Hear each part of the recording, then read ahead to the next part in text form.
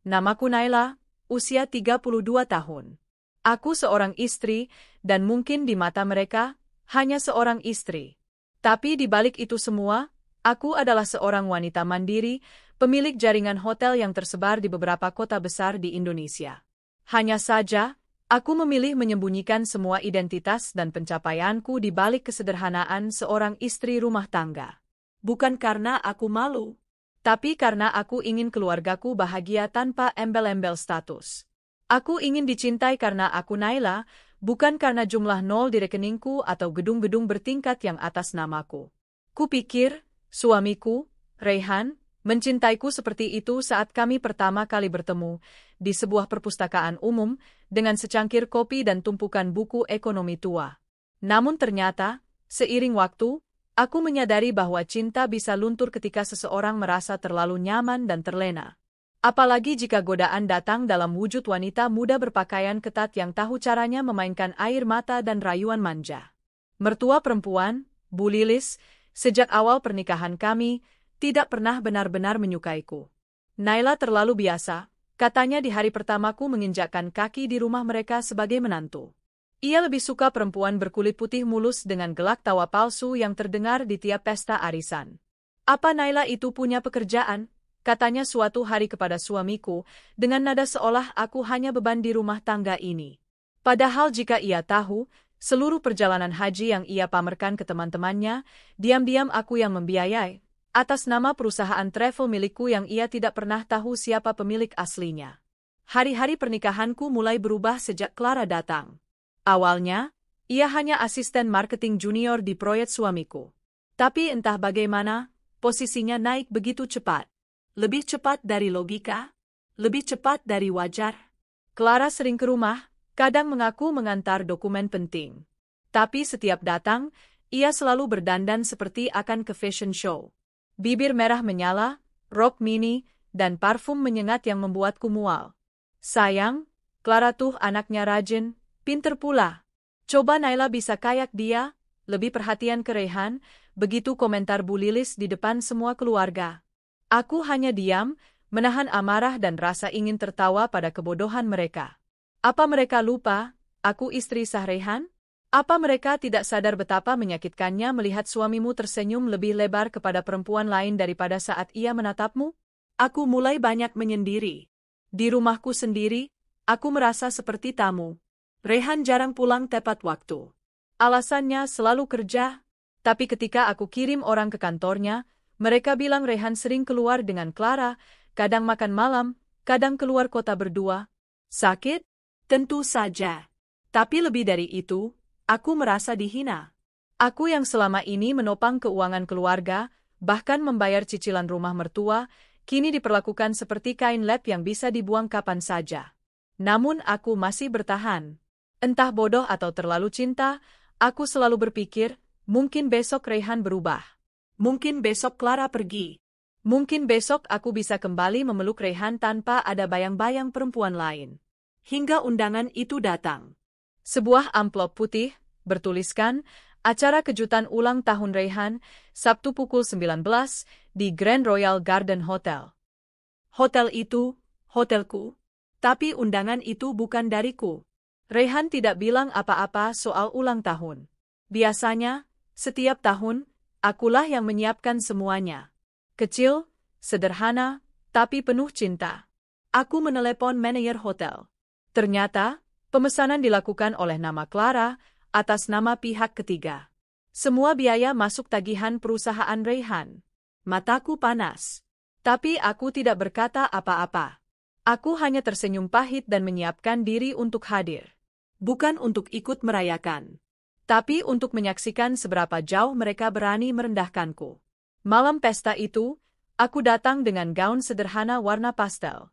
Rambutku dikonde rapi, tanpa banyak make-up. Beberapa tamu melihatku dengan pandangan heran, seolah bertanya, siapa perempuan kampung ini? Aku menahan napas. Musik jazz lembut mengalun. Dekorasi mewah mengisi seluruh ballroom. Lantai dansa, meja makan panjang, bahkan kue bertingkat 5 dengan tulisan, Happy Birthday My Love, Clara. Aku terpaku. My Love, tanganku bergetar. Mataku menatap Rayhan yang tersenyum kepada Clara. Wanita itu kini memakai gaun merah terbuka, melambai kepada tamu dengan percaya diri seolah dia ratu malam itu. Bu Lilis memeluk Clara dan mencium pipinya. "Cocok banget ya kalian berdua. Cantik dan serasi," katanya keras, "cukup untuk membuatku ingin menampar seseorang." Aku berjalan pelan mendekat, ingin menatap mata Rayhan. Tapi dia hanya menoleh sekilas, lalu bicara pada Clara seolah aku tidak ada. Aku duduk di salah satu kursi pojok. Tidak ada yang menyapaku. Tidak ada yang peduli. Mungkin mereka pikir aku tamu nyasar. Sampai akhirnya kejadian itu terjadi. Clara berdiri di tepi kolam renang kecil yang menjadi bagian dari taman pesta.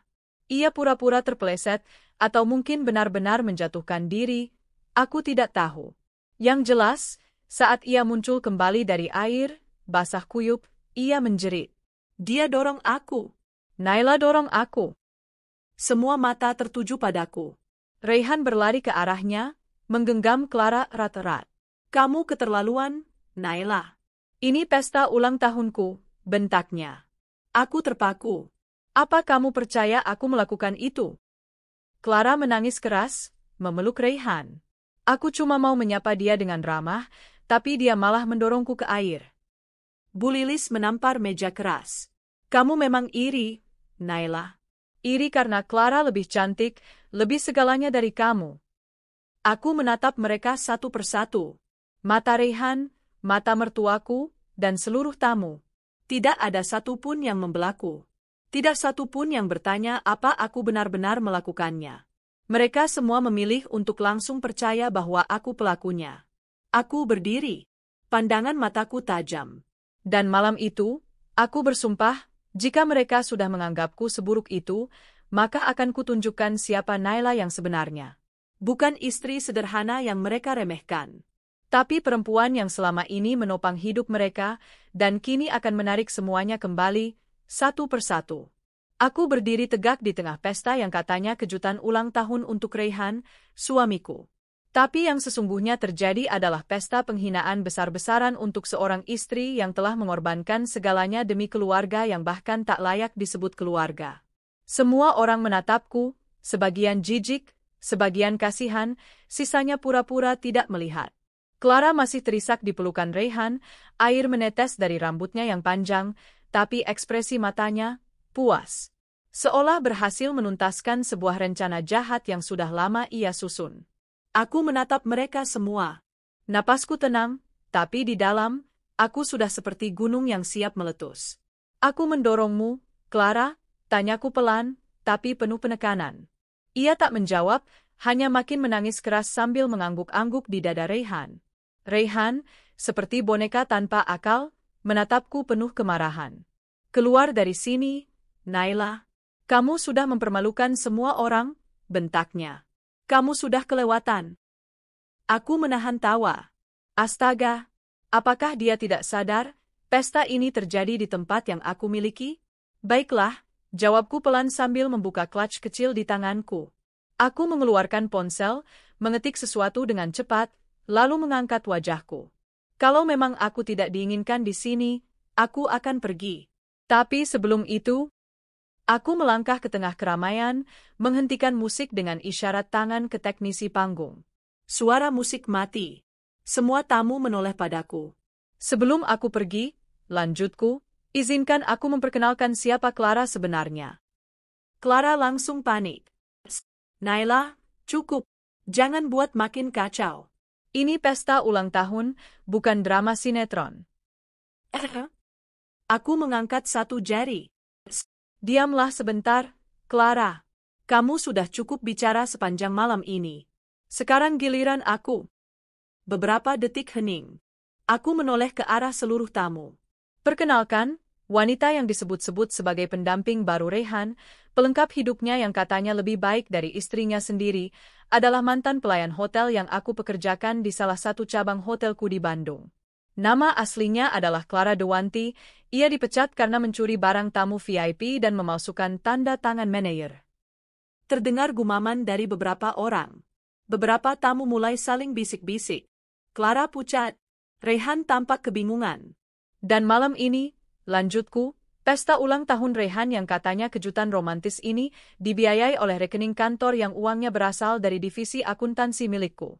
Dengan kata lain, Rehan menggunakan uang aku untuk berpesta dengan perempuan yang menjadi pelakor dalam rumah tangga kami. Aku tidak pernah mencuri. Clara tiba-tiba menjerit. Itu tuduhan.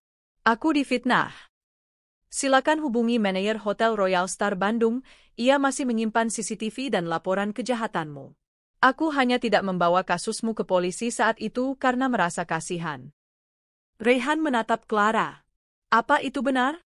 Clara menggeleng cepat, panik. Tentu saja tidak. Naila hanya cemburu, Rehan. Dia takut kehilanganmu. Dia mengarang cerita. Aku mendesah, lalu membuka layar ponsel. Di sana, sudah kutampilkan video rekaman lama. Clara memasukkan jam tangan mahal milik tamu ke dalam tasnya. Beberapa orang berdiri dan mendekat, menyaksikan. Wajah mereka berubah. Termasuk wajah Rehan yang tampak terguncang. Aku menatapnya. Masih percaya padanya? Rehan memandangku tajam, tapi belum sempat berkata. Aku melanjutkan. Tidak perlu menjawab. Karena sekarang bukan waktunya berdebat. Aku hanya ingin menyampaikan satu hal. Aku mengambil napas, lalu berkata lantang. Mulai detik ini, seluruh akses rekening kantor yang digunakan Rehan sudah dibekukan. Kartu kredit diblokir. Pembayaran vendor pesta ini tidak akan dibayarkan. Karena kontrak penggunaan ballroom ini atas nama perusahaan milikku.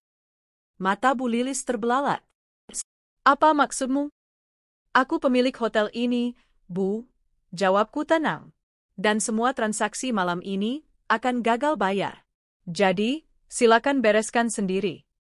Suara gaduh langsung terdengar. Koki marah-marah karena belum dibayar. Dekorator meminta pelunasan. Penyanyi panggung bahkan berhenti di tengah lagu dan pergi. Para tamu mulai gelisah. Clara tampak ingin melarikan diri, tapi aku sudah memberi instruksi pada satpam hotel agar dia tidak keluar sebelum masalah ini selesai.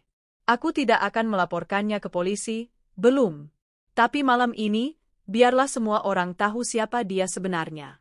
Rehan memeluk kepala, frustasi. Kamu menghancurkan semuanya, Naila. Aku tersenyum miris. Aku hanya menghentikan kebohongan yang kalian bangun. Kalian yang menghancurkan rumah tangga kita lebih dulu. Aku hanya menyelesaikannya. Bu Lilis, yang tadi membela Clara mati-matian, kini berusaha mendekatiku. Nak Naila, tolong, jangan begini, tamu-tamu kami, semua keluarga besar di sini, nanti malu. Sayangnya, Bu, jawabku tegas, saya sudah terlalu sering menahan malu. Tapi malam ini, giliran saya yang memberi pelajaran. Aku berjalan perlahan keluar dari ruangan. Terdengar suara ricuh di belakangku. Orang-orang panik, vendor menagih bayaran, dan suamiku tidak tahu harus berbuat apa. Sesampainya di luar, udara malam menyambutku. Dingin, tapi menenangkan. Ponselku bergetar. Pesan dari manajer keuangan. Tanda centang putih tebal semua rekening telah diblokir. Tanda centang putih tebal transaksi pesta gagal. Tanda centang putih tebal Clara masuk daftar hitam. Aku tersenyum kecil. Bukan karena dendamku terpuaskan.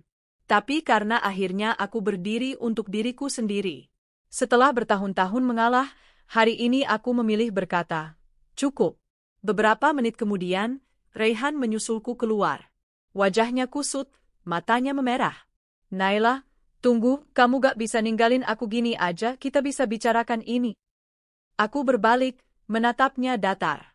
Rehan, kamu menjatuhkanku lebih dulu. Di depan semua orang. Tanpa tanya, tanpa percaya. Kamu bukan hanya tidak melindungiku, tapi memilih menghina aku di tempat yang kubangun dengan darah dan air mata. Dia memegang lenganku. Aku gak tahu Clara seperti itu. Aku cuma... Kamu cuma silau. Dan kamu pilih untuk buta. Aku melepaskan tangannya dengan lembut, tapi tegas. Mulai sekarang, kamu dan keluargamu bukan tanggung jawabku lagi. Rumah akan saya tarik, mobil akan saya tarik. Kamu tidak lagi hidup dari uangku. Dia terpaku. Aku menatap matanya satu kali lagi, dan berkata pelan, aku istrimu, Rehan. Tapi kamu lebih percaya orang asing daripada perempuan yang selalu ada buat kamu. Aku berjalan ke arah mobilku. Dan malam itu, aku meninggalkan suamiku bersama kehancuran yang ia pilih sendiri. Sejak malam pesta itu, hidupku berubah total.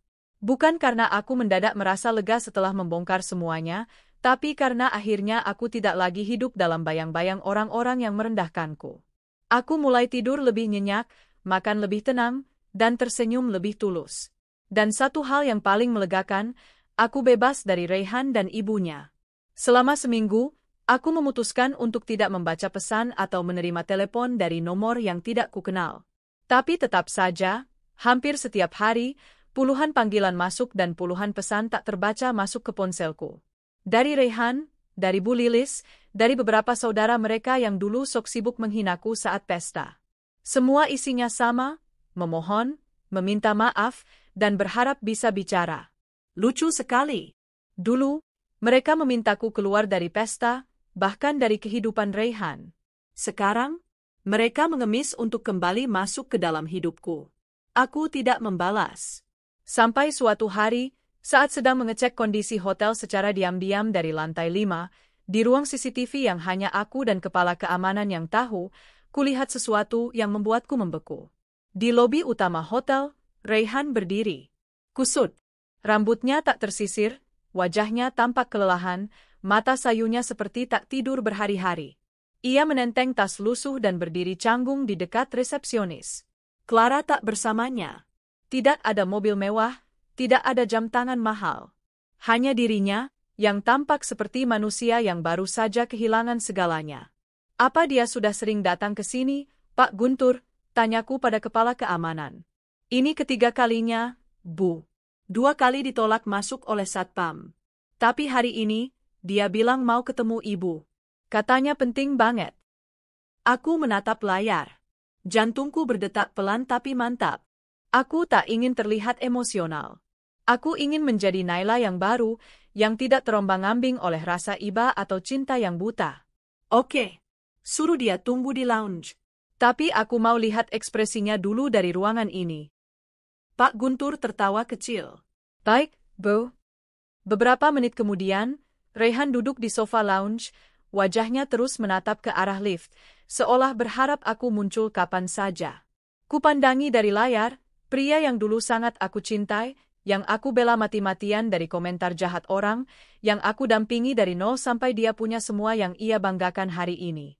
Dan sekarang, ia seperti bayangan dari masa lalunya. Aku turun perlahan. Langkahku ringan, jiwaku tenang. Begitu aku memasuki lounge, dia langsung berdiri. Wajahnya berubah, antara terkejut dan lega. Naila, akhirnya kamu mau temui aku. Aku duduk, menyilangkan kaki, tidak mengatakan apa-apa. Ia menunduk. Aku tahu aku salah.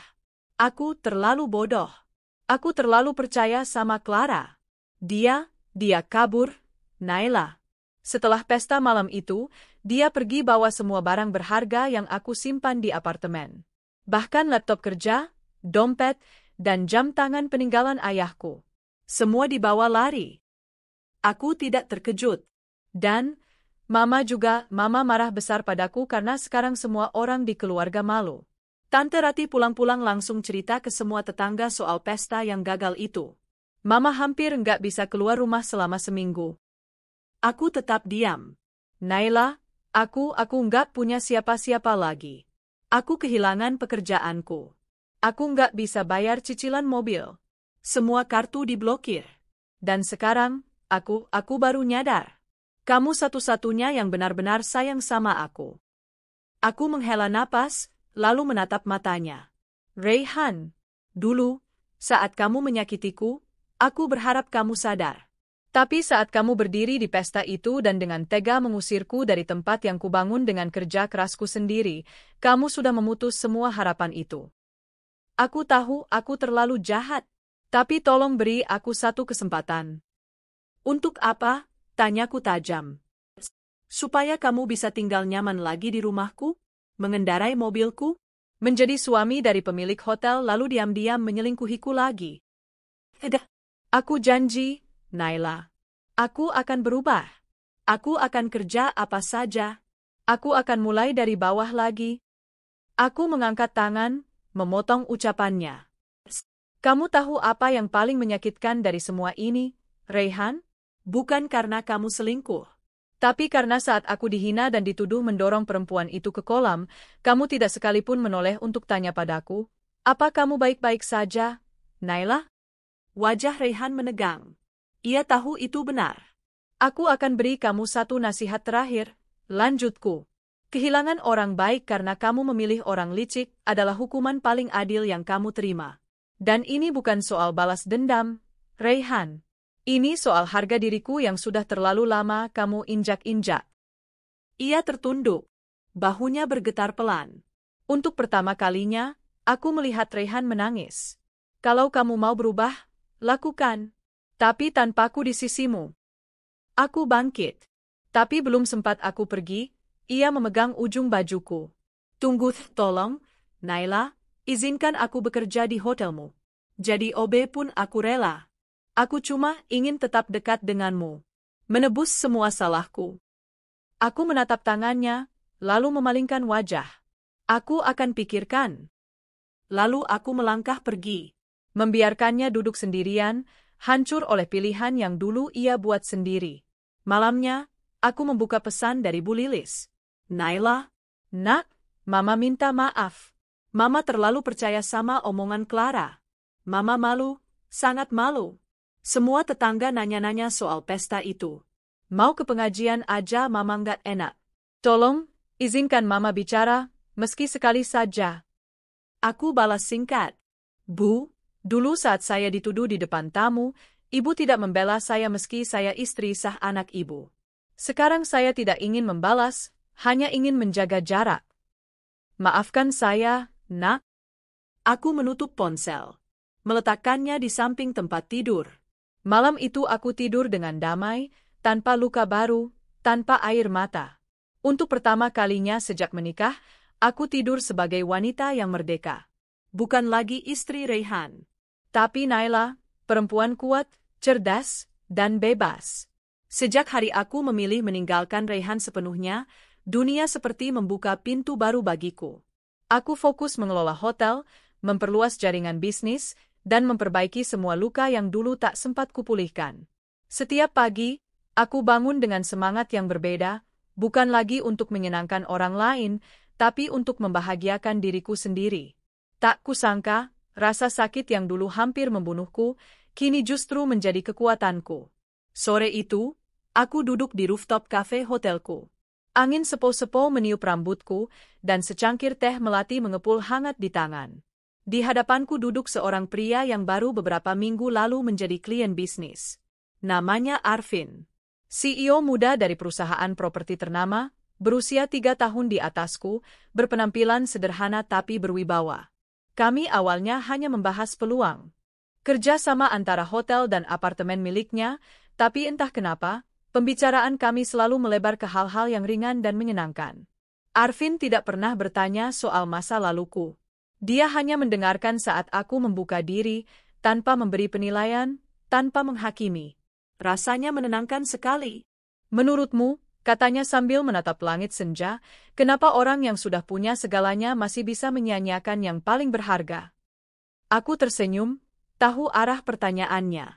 Karena mereka tidak tahu apa artinya kehilangan, sampai semuanya benar-benar hilang. Ia mengangguk pelan. Kamu kuat sekali, Naila. Bukan karena kamu kaya atau punya bisnis besar. Tapi karena kamu tahu kapan harus melepaskan, bukan bertahan hanya demi status. Aku terdiam. Kata-katanya menamparku dengan lembut. Selama ini aku bertahan demi status, istri Reyhan, demi bisa disebut sebagai bagian dari keluarganya. Tapi tak satu pun dari itu membuatku bahagia. Sekarang, aku tahu bahwa melepaskan bukan berarti kalah, justru aku menang.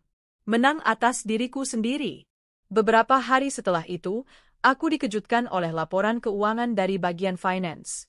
Ternyata ada seseorang yang mencoba mencairkan dana dari salah satu rekening pribadi Reyhan yang dulu masih menggunakan akses bersama dan berhubungan langsung dengan rekening milikku. Tapi karena semua sudah kublokir, transaksi ditolak. Nama pengaju? Raihan Pratama. Aku tersenyum miris. Masih mencoba mencari celah. Aku pun menghubungi notarisku dan meminta untuk menyelesaikan pemisahan harta secara total. Meskipun belum ada perceraian resmi, aku ingin semuanya segera diproses. Tak ada gunanya menggantung. Tak berselang lama, Bu Lilis datang ke hotel tanpa pemberitahuan. Kali ini ia tidak datang dengan mobil mewah atau sikap angkuh. Ia datang sendirian, mengenakan kerudung lusuh, wajahnya penuh lelah. Aku menerimanya di ruang meeting kecil bersama asistanku sebagai saksi. Naila, maaf kalau aku mengganggu. Tapi ini penting, katanya dengan suara bergetar. Aku duduk tenang. Silakan, Bu. Raihan, anakku sekarang benar-benar kacau. Dia jadi pendiam, tidak kerja, tidak keluar kamar. Aku takut dia depresi. Bahkan terakhir, dia sempat bilang tidak punya alasan hidup lagi. Aku mengerutkan kening. Saya turut prihatin, Bu. Tapi semua ini bukan tanggung jawab saya lagi. Air mata Bu Lilis jatuh. Aku dulu salah. Aku terlalu percaya sama Clara, terlalu melihatmu dari penampilan, bukan ketulusanmu. Dulu aku malu kamu hanya perempuan biasa. Tapi ternyata, kamulah yang paling luar biasa. Aku menatapnya tanpa emosi. Ibu menyakiti saya berkali-kali, bahkan lebih dari Raihan. Saya dimaki, dituduh, ditertawakan. Saat saya menangis malam itu, ibu berdiri di barisan yang menendang saya keluar dari pesta ulang tahun suami saya sendiri. Ibu tahu betapa sakitnya itu. Ia mengangguk pelan, terseduh. Tahu sekarang tahu, dan aku rela menebusnya. Tolong, Naila, izinkan Raihan bekerja lagi.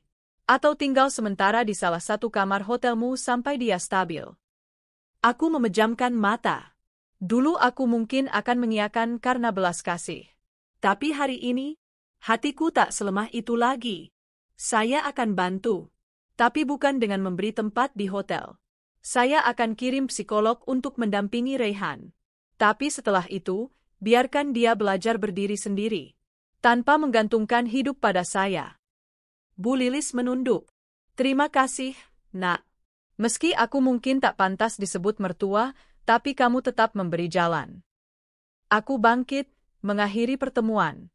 Di luar ruang, aku menatap langit, dan berkata dalam hati, terima kasih Tuhan, karena Engkau membukakan mataku. Dulu aku memohon dicintai, sekarang aku belajar mencintai diriku sendiri. Beberapa hari kemudian, aku diundang menjadi pembicara di sebuah seminar bisnis wanita. Aku sempat ragu, tapi akhirnya menerima. Di acara itu, aku berbagi cerita tentang perjuangan membangun bisnis hotel, jatuh bangun dalam rumah tangga, hingga titik balik hidupku. Para peserta, sebagian besar wanita, meneteskan air mata saat aku bercerita tentang pesta ulang tahun Raihan yang berubah jadi ajang penghinaan. Tapi lihatlah saya hari ini, ucapku, saya berdiri di sini bukan karena saya ingin balas dendam. Saya berdiri di sini karena saya tidak ingin satu pun dari kalian merasa tidak berharga hanya karena penampilan atau latar belakang. Tepuk tangan bergemuruh. Aku menahan air mata. Ini bukan kemenangan atas Raihan. Ini kemenangan atas rasa takut dalam diriku sendiri. Malam harinya, aku menerima pesan dari Arvin. Kamu luar biasa di atas panggung tadi. Tapi bagiku, kamu jauh lebih luar biasa saat kamu berani bilang tidak pada masa lalu yang menyakitimu. Hatiku hangat. Untuk pertama kalinya, aku tidak menyesali perpisahan. Dan untuk pertama kalinya pula, aku melihat harapan akan masa depan. Sementara itu, kabar tentang Raihan menyebar di kalangan bisnis. Banyak yang tahu ia kehilangan pekerjaannya, banyak yang tahu hotel tempat pestanya ternyata dimiliki oleh istrinya sendiri. Clara, tidak pernah terdengar lagi. Konon, ia pindah keluar kota dan berganti nama setelah semua hutangnya terkuak. Ia bukan anak pengusaha seperti yang ia klaim, tapi hanya resepsionis hotel yang pandai bersandiwara. Raihan hidup dalam bayang-bayang malu. Ia tak bisa menunjukkan wajahnya di komunitas bisnis. Bahkan banyak koleganya memutus hubungan, takut terlibat dalam skandal yang memalukan. Bu Lilis? Ia memilih tinggal di rumah saudaranya di kampung, menenangkan diri, sambil terus mengirim pesan padaku setiap minggu. Aku tidak membalas. Aku hanya mendoakan. Karena aku tahu, memaafkan bukan berarti menerima kembali, tapi melepaskan beban yang tak perlu kita bawa lagi. Di akhir minggu, Arvin menemuiku lagi. Tapi kali ini bukan sebagai kolega bisnis. Aku tahu kamu belum siap membuka hati, katanya pelan. Tapi kalau suatu saat kamu ingin berteman, atau lebih, aku ada di sini. Aku menatap matanya. Tak ada paksaan di sana. Hanya ketulusan. Aku tersenyum. Terima kasih. Mungkin suatu hari nanti. Dan untuk pertama kalinya, aku percaya bahwa cinta yang tulus memang masih ada, asal kita mau berhenti mengejar yang palsu. Seminggu setelah seminar bisnis wanita itu, hidupku terasa semakin ringan. Aku kembali ke rutinitas mengelola hotel, menghadiri rapat-rapat penting, dan sesekali menerima undangan wawancara sebagai perempuan inspiratif. Anehnya, aku tak lagi merasa haus pengakuan. Bukan karena dunia akhirnya melihat siapa aku, tapi karena aku sendiri sudah berdamai dengan diriku. Setiap langkah kecil yang kulakukan hari ini adalah bentuk penghargaan untuk diriku sendiri, untuk Naila yang dulu terus bertahan meski tak dihargai. Dan sekarang, aku tidak hanya bertahan, aku sudah tumbuh. Hari itu aku mendapat laporan dari manajer keuangan bahwa salah satu vendor pesta Rehan menagih pembayaran yang belum dilunasi. Jumlahnya mencapai ratusan juta. Rupanya Rehan menjanjikan pembayaran akan beres setelah pesta ulang tahunnya selesai, tapi dana yang ia harapkan tak kunjung masuk. Bu Naila, mereka bahkan sempat mengancam akan menuntut ke pengadilan, ujar manajerku cemas. Aku menimbang. Sebenarnya aku bisa saja membantu membayar dengan mudah, karena semua vendor itu dulunya diajak Rehan atas nama reputasi hotelku. Tapi, aku memilih tidak ikut campur. Semuanya harus ditanggung Rehan sendiri.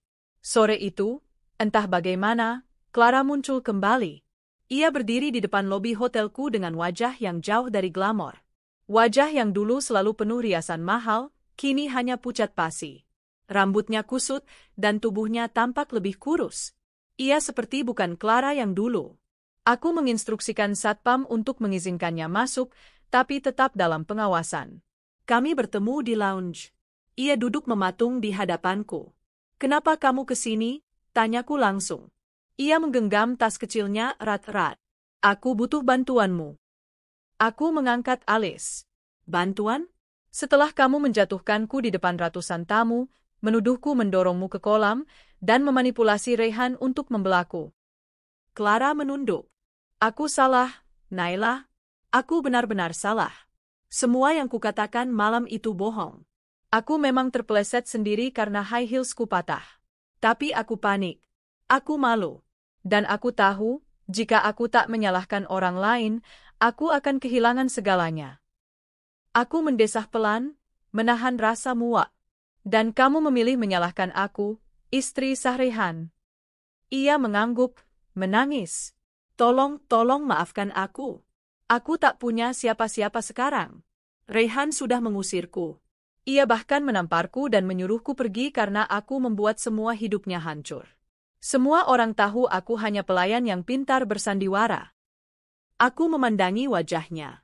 Sekali lagi, orang-orang yang dulu menginjak-injakku kini berbalik meminta pertolongan. Maaf, Clara, ucapku dengan tegas. Aku sudah selesai menjadi wanita yang mengasihani mereka yang melukaiku. Aku tidak membencimu. Tapi aku tidak akan pernah menyelamatkanmu dari lubang yang kamu gali sendiri. Beberapa hari setelah pertemuan itu, aku menerima undangan mendadak dari universitas tempatku dulu kuliah. Rupanya mereka mengadakan reuni besar-besaran dan mengundang para alumni yang kini sukses di berbagai bidang. Namaku ada dalam daftar pembicara kehormatan. Awalnya aku ragu, karena banyak mantan teman kuliah yang dulu juga meremehkanku. Tapi kemudian aku sadar, aku tidak datang untuk membuktikan apapun. Aku datang untuk menjadi inspirasi bagi mereka yang dulu juga dipandang sebelah mata. Saat hari reuni tiba, suasana kampus penuh dengan tawa dan nostalgia. Banyak wajah yang familiar, beberapa menyapaku dengan hangat, sebagian terdiam tak percaya melihat penampilanku yang kini jauh lebih dewasa dan elegan. Di antara kerumunan, aku melihat seseorang berdiri terpaku. Rehan.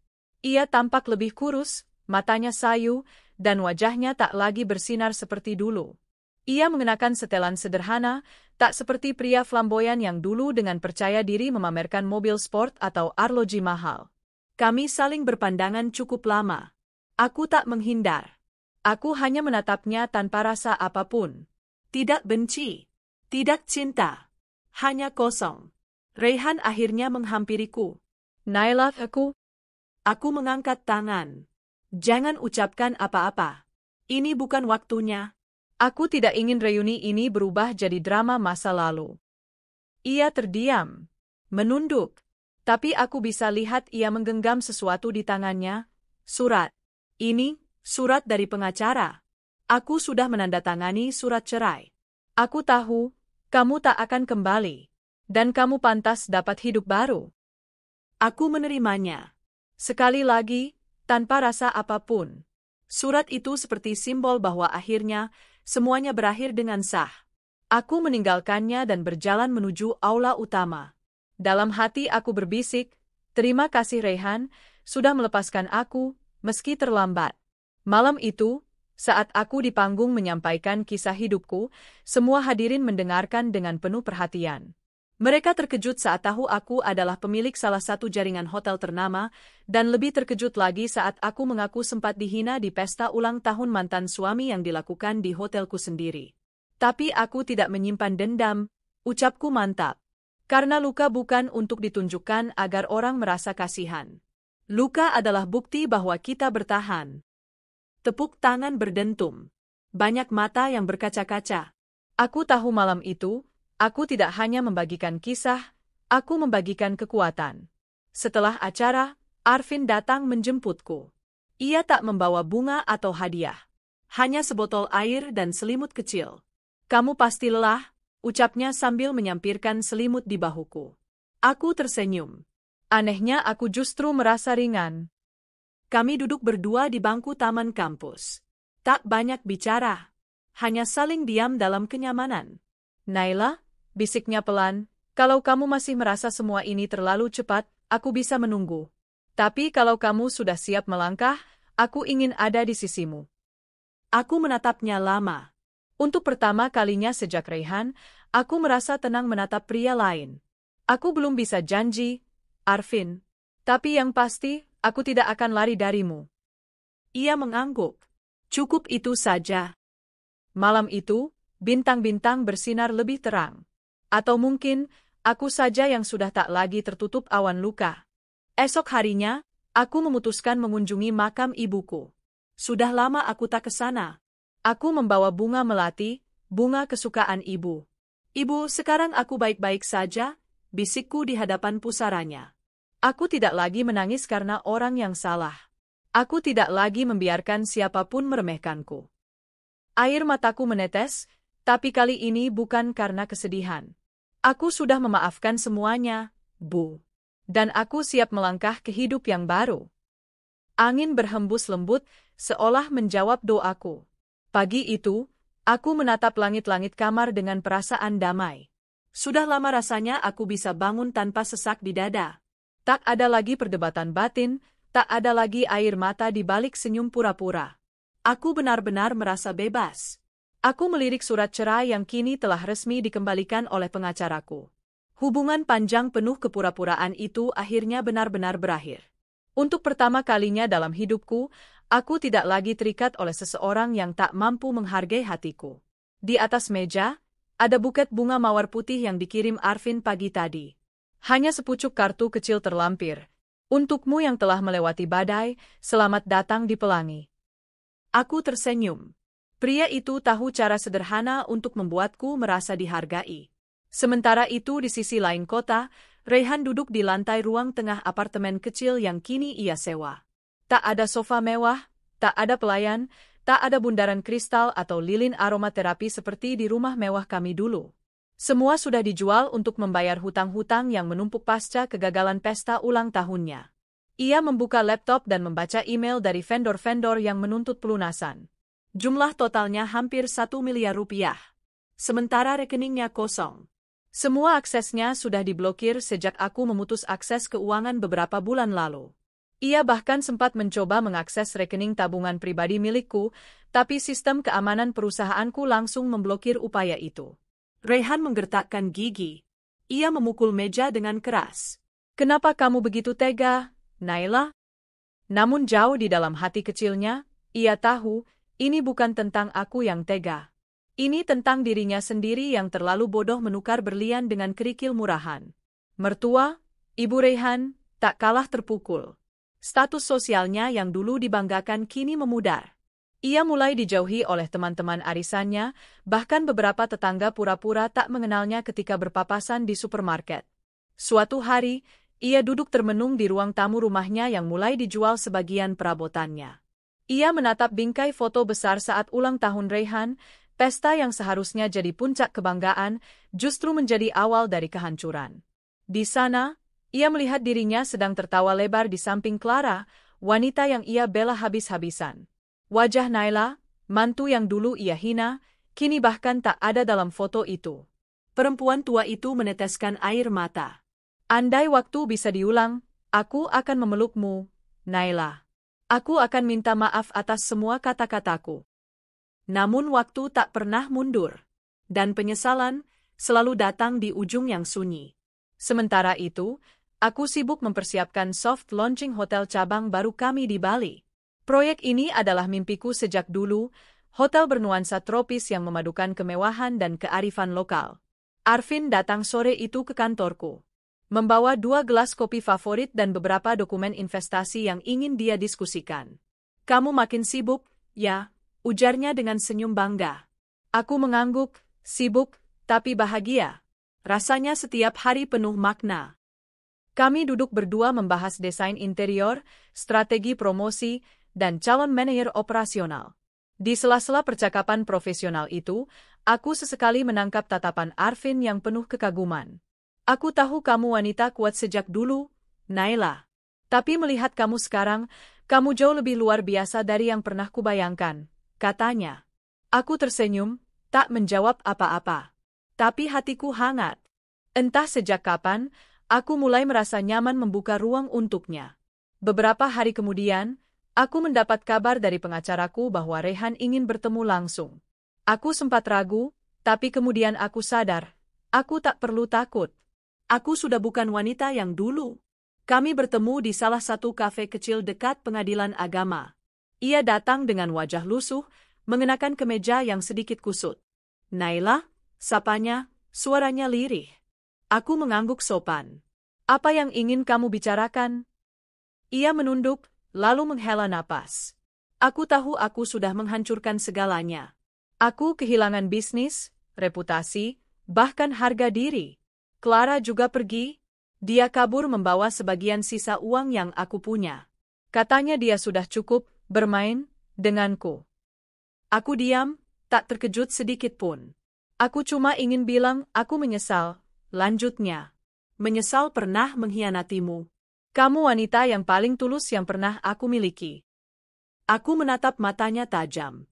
Kalau kamu benar-benar menyesal, Raihan, bukan aku yang perlu mendengarnya. Tapi hatimu sendiri. Ia terdiam. Aku melanjutkan, aku sudah memaafkanmu. Tapi bukan berarti aku akan kembali. Aku sudah belajar, Raihan. Cinta bukan tentang siapa yang kau kenal lebih lama, tapi siapa yang tetap tinggal saat badai datang. Dan itu bukan kamu. Ia menunduk. Aku mengerti. Pertemuan itu berakhir dengan sunyi. Tapi bagi aku, itu adalah akhir yang sempurna.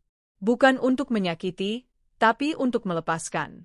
Malam itu, aku duduk di balkon hotelku sambil menyesap teh hangat. Langit Bali bertabur bintang. Angin laut membawa aroma garam dan ketenangan. Arvin datang, membawa 2 pasang sandal dan mengajakku jalan-jalan menyusuri pantai. Kami berjalan pelan, menyisiri pasir yang lembut, membiarkan ombak membasahi kaki kami. Naila, ucap Arvin lirih, kamu tahu hidup ini penuh kejutan. Aku tak pernah menyangka bahwa perjalananku yang penuh luka akan mempertemukanku dengan seseorang sekuat kamu. Aku menoleh, menatapnya. Aku tahu kamu masih menyembuhkan dirimu. Tapi jika suatu hari kamu ingin melangkah bersama seseorang lagi, aku ingin menjadi pria yang mendampingimu, bukan memimpimu. Aku tak akan pernah menempatkanmu di bawah kakiku. Karena bagiku, kamu adalah partner, bukan bayangan. Aku meneteskan air mata. Untuk pertama kalinya, bukan karena patah hati, tapi karena merasa dicintai dengan benar. Aku tak menjawab.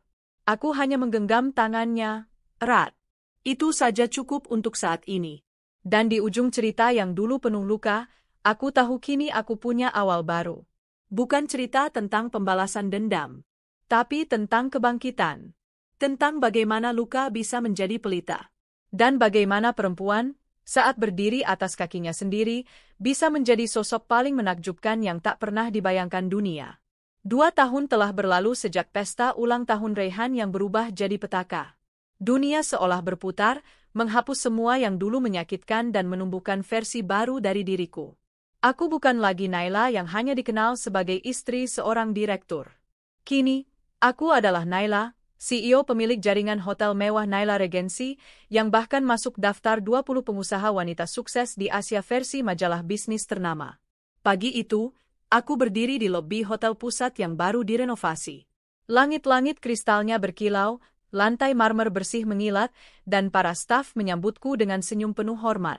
Bukan karena takut, tapi karena kagum, aku telah memimpin perusahaan ini melewati masa-masa tersulit dan membuktikan diriku.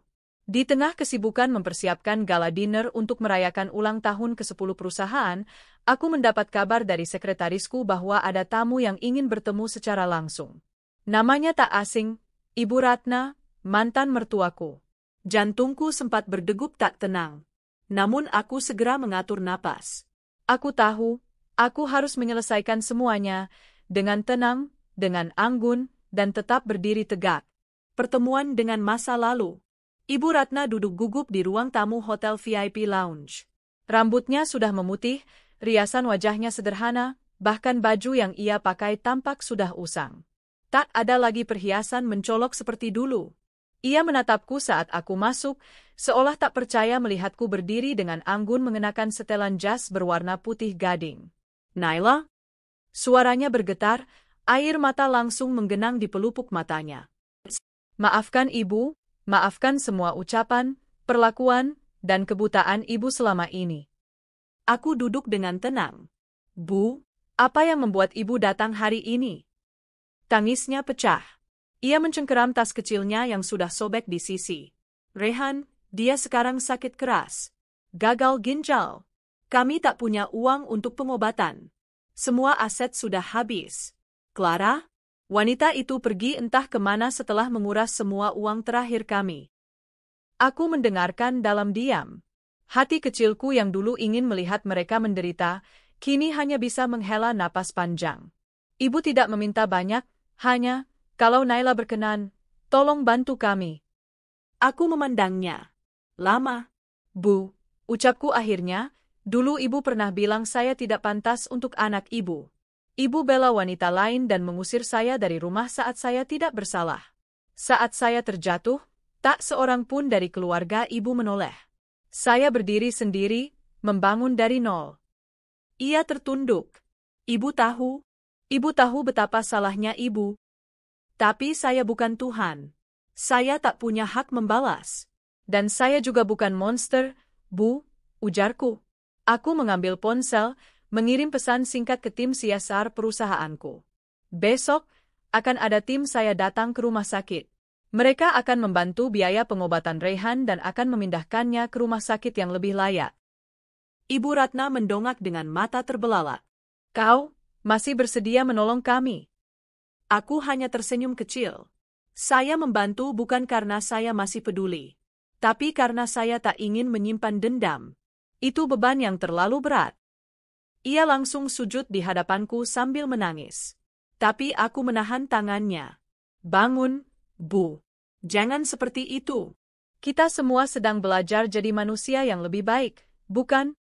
Dan hari itu, aku resmi menutup lembar lama dalam hidupku, bukan dengan kebencian, tapi dengan kebesaran hati. 1 tahun kemudian, pantai private di Maladewa sore itu tampak tenang dan hangat. Aku mengenakan gaun putih sederhana yang melambai di tiup angin. Di hadapanku, berdiri Arvin dengan senyum teduh dan setelan linen krem. Ia menggenggam tanganku dengan lembut di hadapan penghulu dan keluarga kecil kami. Izinkan aku menjaga hatimu, Tak hanya saat senang, tapi juga saat hidup sedang tak baik-baik saja, katanya dalam ikrar pernikahan. Air mataku mengalir. Bukan karena sedih, tapi karena bahagia yang tak mampu ditampung oleh dada. Aku menikah lagi. Kali ini bukan karena tekanan, bukan karena paksaan orang tua, bukan karena status sosial. Tapi karena aku mencintai dan dicintai kembali oleh seseorang yang memuliakanku. Pernikahan kami kecil, intim, hanya dihadiri keluarga terdekat dan beberapa sahabat yang benar-benar mengenal perjuanganku. Di antara para tamu, hadir juga Mbak Rina, salah satu staf host ke Epping Hotelku dulu yang diam-diam selalu menyemangati. Bu Naila, saya ikut terharu. Sampean memang luar biasa, katanya, memelukku. Aku tersenyum sambil menatap Arvin. Saya hanya ingin hidup tanpa pura-pura. Dan itu saya temukan bersama dia.